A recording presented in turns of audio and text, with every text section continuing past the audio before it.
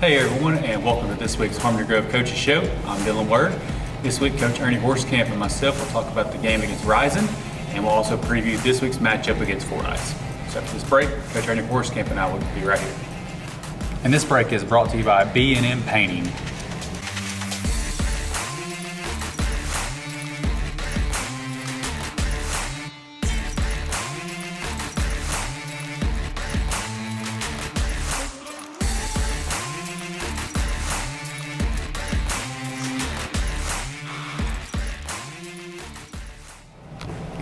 And welcome back, and Coach Horsecamp. A 36-15 defeat at the hands of the Rison Wildcats, a game that really went back and forth early in that game. Yeah, really I'd probably say for about 3 quarters. First half was really back and forth.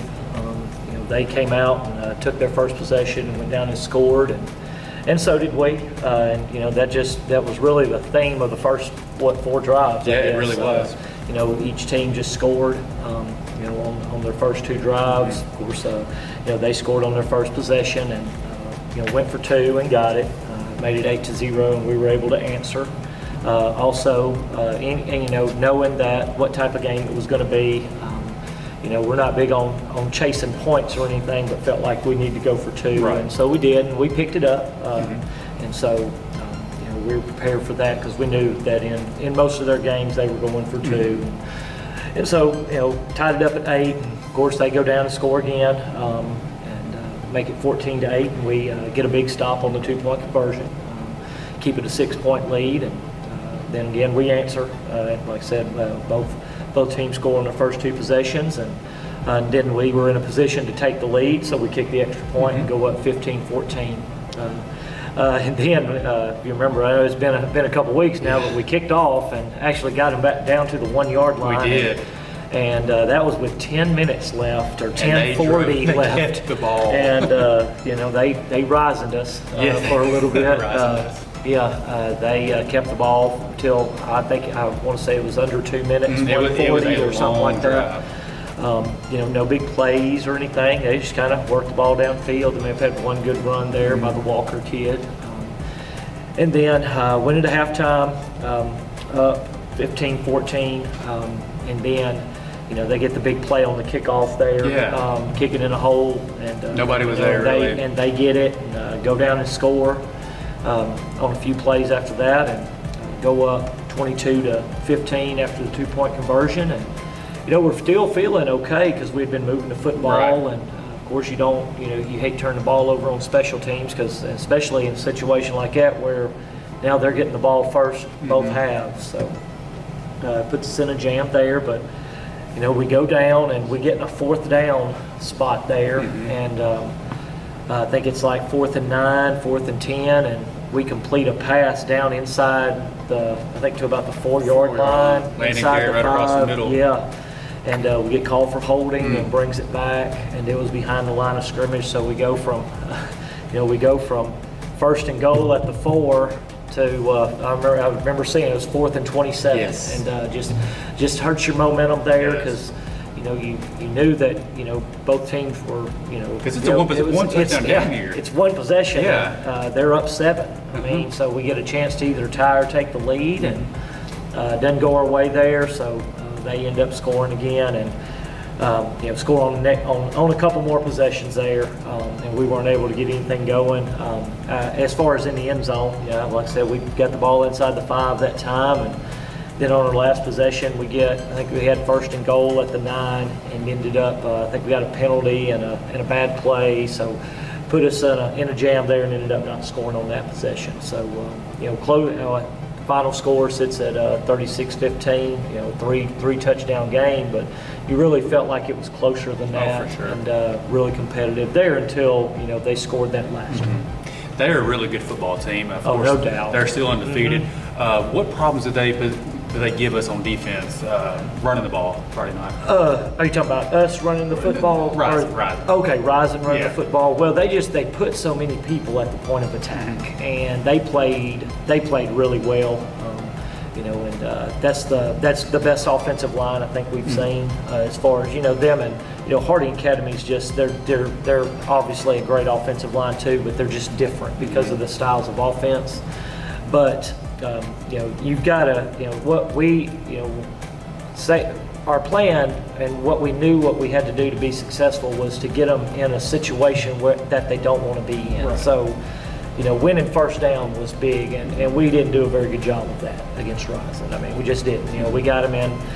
They get 2nd and 6, and that's exactly what they want. Oh, right. And we've got to get them in a 2nd and 10 or 2nd and 9 and 3rd and long, and get them in a situation where they can't, they can't just give it to number 2, the 205-pound back. He was big. He just leans on you, and then behind those kind big of falls linemen. forward. Yeah, and that was the other thing I thought. We had a lot of contact at the line, but we weren't.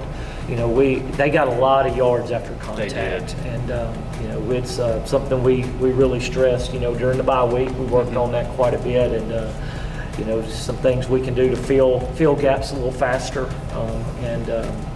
just got to play better. And I'm not going to take anything away from Rison because they are a great football team. We got a really good team. I mean, and then I didn't think we played our best though. Right. Now on defense, one young man that had a really good game, that was Lane Davis. Yes. It seemed like every time he got a tackle, he was around the legs, and he was getting up from the bottom of the pile. Yeah, you're right. Lane's done that all year long. Got a great nose for the football. Lane's obviously a senior, and he started at Mike linebacker as a sophomore right. 2 years ago, and then last year he had the knee injury and didn't come back until mid-season. And to be honest, he never was full strength. He wasn't. And he's come back this year and done a great job. Very proud of him. And I know we've mentioned him a few times on the show. I know a couple weeks ago we talked about him and Selwyn. They just quietly just do their job, and all of a sudden you look at the stat sheet and they've got 11 tackles. You don't even know it. But they're around the football every time. Every time the ball's run, they got a great nose for the football. Got great instincts naturally.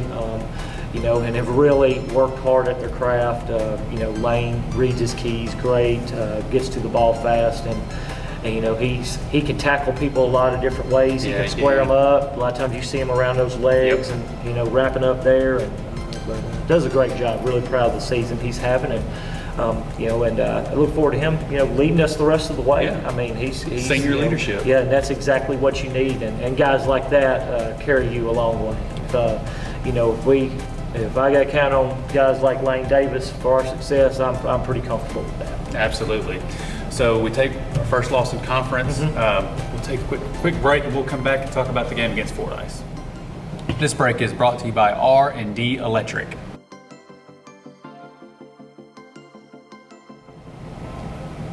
And welcome back, Coach. This Friday night. Of course, we had the bye week last week. We get a big game atmosphere Friday night in the Fordyce Redbugs. Yeah, don't get much bigger than this. No. I mean, we go from Rison to go for playing, at Rison with first place on the line. Unfortunately, obviously we've talked about it. We came up a little short there. And Rison defeated Fordyce this past weekend, last Friday, and scored there at the end of the game to get a win. And so us and Fordyce right now, we're both sitting in second place, and you want that better playoff draw. And we know that we've got a great conference. This is just another tough conference game that we got against a really good team. Absolutely. So let's talk about Fordyce, because they kind of had our number the last couple of years. One thing about Fordyce is they've got size, and that's what they're known for. Yeah, they've got some size up front. I don't even know what some of their offensive linemen weigh. They're huge. They are enormous. I think one of them's listed at like 360, and they're big. And we saw them this summer at team camp, and those weights, they're legit. So they do have some size. Got some good athletes also. They obviously give you some problems because a lot of times you may have you play a bigger team, you hope that they don't have a speed advantage. Right. And some Fordyce has both. They have some size and they've got some good athletes. We're gonna have to go out and we're gonna have to play well in all phases, up front, in the skill positions, everywhere. Absolutely. So this is Fordyce's first year back into 3A after being in 2A and won 3 straight state championships. what can we do to contain that speed and size of Fordyce Friday night? Well, we've all got to do our job. We match up with them size-wise better this year than we have in the last few years. We've got some bigger defensive and offensive linemen that match up a little better than the last 3 years. Because they've really had a size advantage, and they still are going to have a little bit of one, but it's not near as much as what it was. And then, with their skill guys, they do have some really good athletes, and it just comes down to them, taking the right angles and doing your job.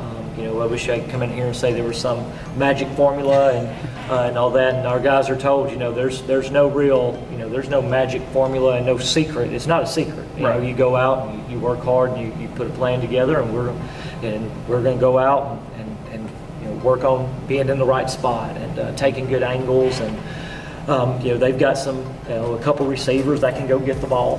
They really mix it up well offensively. They've hurt us the last couple years, just getting under center and getting. Last year especially, we took the lead on them, and they just pounded the football there in the second half. And you look up and they get 3 yards, 4 yards, and then they break one for about 20. But that's where they've hurt us with the last couple years, and we're going to have to play really good football defensively and take away the run, by putting numbers in the box. But we can't just leave those receivers alone, because they got a couple guys that can really go get it. Absolutely. So you mentioned that we're tied for second place right now with Fordyce and a potential second place in the playoffs. So this is a huge game overall for both teams. Yeah, we've got we've got 3 really good opponents left. We've got Fordyce, we have Lake Village and Barton.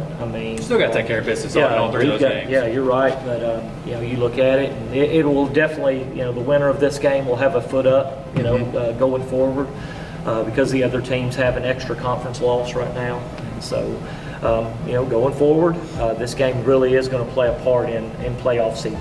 Absolutely, and I know our fans will be here, Fordyce will be here. It's going to be a huge atmosphere come Friday night. Yeah, looking forward to it. We've had some great atmospheres to play in. Rison was one. We've played in several this year, and this is going to be no different. Absolutely. So we'll take a quick break and come back and talk about the junior high Hornets. This break is brought to you by Everett Contracting.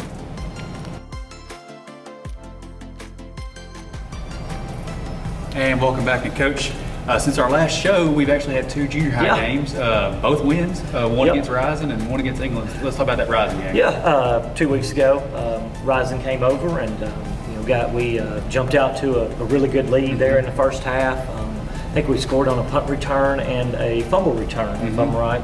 And went up 32-0 at halftime. Didn't play our best in the second half, and Rison had something to do with that. They played better in the second half. They did.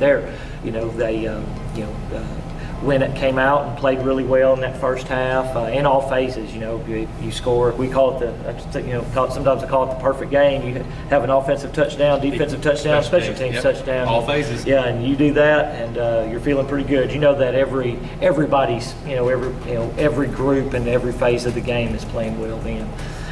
So we held on. They did score one time. Held on for a 32-6 win there against Rison. Got us stay undefeated in conference play. And so last week, week 7, we pulled in our conference meeting. That pulled as our open date in both junior high and high school. We did need a junior high game, so we picked up England. We didn't have to have one for high school, so we took the week off in high school. Didn't have an opponent. But junior high, back in the spring, we picked up England. A familiar opponent for us, actually. Yeah. We've played in the last 2 years. This is the 3rd year we've played. They won conference title last year, right? They did. We were their only loss last year. Okay. They went into the game with a 7-1 record. Their only loss was to Hazen the week before. So they were a 7-1 football team going into the game this past Thursday. And they have some talent. Some athletes. Yeah, they did. They have some talent. We had some issues with it early. They throw a pass out there, and guys, they make a few moves, break a tackle, and go down and score. And we're down 8-0, and I think after on their second or third play of the game. So. And then we punt on our first possession. So you're thinking, ooh, this is not off to a good start. But we preach to them all the time, to every level. the game's 4 quarters. It's not 2 possessions. That's right. So our guys kept plugging and played pretty well defensively the rest of the first half. Had a chance to score there right before halftime and wasn't able to get in the end zone. So went into halftime down 8-0. We no huge changes. To what we were doing. We knew we went over a few things we need to do a little better, and we did that. We came out, tied the game up on our first possession, 16-8, and tied it up 8-8, and then on the next possession, score and get the 2-point, and go up 16-8, and able to tag one on, and one more. They had a chance to tie the game. We were up 16-8, and actually. They break a tackle on a jet sweep and break loose, and this is Harmony Grove football. This is what we need. This is what we play every down from the snap to the whistle blows, and they break loose, and McLean Keithley catches the guy inside the 10-yard line after he had broken free, and that was the touchdown to go tie the football game. Yeah. We're up 16-8, and they end up not scoring. And we hold them. We end up, playing a lot better there. And once they get inside the 10, and McLean made a great play there. Proud of him, and that's the effort we need out of everybody. And that's the kind of things that go unnoticed sometimes because everybody saw McLean makes a great play running a guy down, but I don't think you really need to realize effort like that, can turn a football game around, because they go from a potential going for 2 and tying the game, and where we've got to go score to they've got to go. You make them snap the football again, and we get the football back and break a long run. Burns breaks a long run, and we go up 24-8 after the 2-point conversion, and all of a sudden, we go from. In a span of just a couple minutes time on the clock, we go from they're breaking loose on a potential game tying touchdown and 2-point conversion to we're up 2 scores. Yeah. And so proud of those guys. Really pulled out a win against a really good football team. Good football team. So proud of those guys, and they've done it all year. Efforts there. They really buy into the things you got to do to be good, and they're doing it. So. We're a little different. The junior high team's a little different than the ones that we've had the last couple of years. Last couple of years got used to people making big plays, and now we'll take 5 yards. Yeah. We'll work the football down the field. If it takes us 10 plays to score, we're going to block everybody. We're going to get 5 yards, and we're going to work our way down the field. And we're going to play really good defense. And those guys have, I think they've given up 34 points in 8 games. Not a lot. Playing really good. I'm proud of those guys. And hey, going into next to last week of the season, going to play Fordyce over at their place. Big game. We're the only 2 teams without a conference loss. So potentially for a conference title, whoever wins this game would obviously have to win the next week to take care of business and finish it off. But they got a chance to go play for a conference title, and that makes 5 years in a row that we're going into the end of the season in junior high with a chance to win it. Absolutely. It'd be nice if we could get the Fordyce win and then end the season with Lake Village. Yeah, you're right. It'd be great for those guys. Mentioned it early in the year. Junior high is funny because it's so many new faces out there playing so many more snaps every year, just because the physical difference between an 8th and 9th grader. So a lot of times you see some guys in the 8th grade that maybe didn't get as many reps in games and everything, but they physically develop quite a bit in a year as a 9th grader, become a lot better, and those guys end up on the field a lot as 9th graders, and a lot of new faces out there, and very proud of those guys. One quick thought about a player, Damian Burns. He had a heck of a game against Rison. I think he had a passing, I may be wrong, passing, rushing, and kick or punt return for a touchdown. Yeah, I think you're right. Yeah, the punt return, he did. Scored in all 3 phases. Yeah. So did a great job, and actually against, I didn't realize it until Mr. Kenny told me, Mr. Kenny does our stats, and he rushed for over 200 yards at England, which you don't hear much in junior high. You don't hear it. So that's awesome. Usually there's not enough time in a junior high football game to rush for 200 He's fun to yards. watch for sure. Yeah, good blend of speed and power. Does a good job at taking what the defense gives him. If he's able to break one, he's got the speed to do it. Absolutely. So we'll take a quick break and come back and wrap up this week's Coach's Show. This break is brought to you by Bounds Tire. And welcome back to Coach. 7 p.m. Friday night here at Bill Manning Field. Red Bugs and Hornets. Yeah, a lot on the line here. We mentioned earlier the winner of this game obviously has to go take care of business the next few weeks, but we'll still be in position for that number 2 seed, and the higher the seed, the better, obviously. Absolutely. And you want that. Just the higher seed you have, the more likely you are to get to play a playoff game at home. And so we're going to go battle for it. Should be a great game. I know, after the had a different kind of ending last year. A little kind of wild there at the end, yeah. and it's a different year though. So we're not dwelling over it or anything like that. But great. Last year was a great atmosphere, and I have no doubt that this year is going to be very similar. So looking for a great crowd. I know our fans are going to show up like they do every week. I know Fordyce will have a great crowd, and the great atmosphere. We're blessed to get to play in those kind of games. Absolutely. So 7 p.m. Friday night, the Hornets and the Red Bugs hope to see you there. For Coach Ernie Horsecamp, I'm Dylan Word. We'll see you at the game.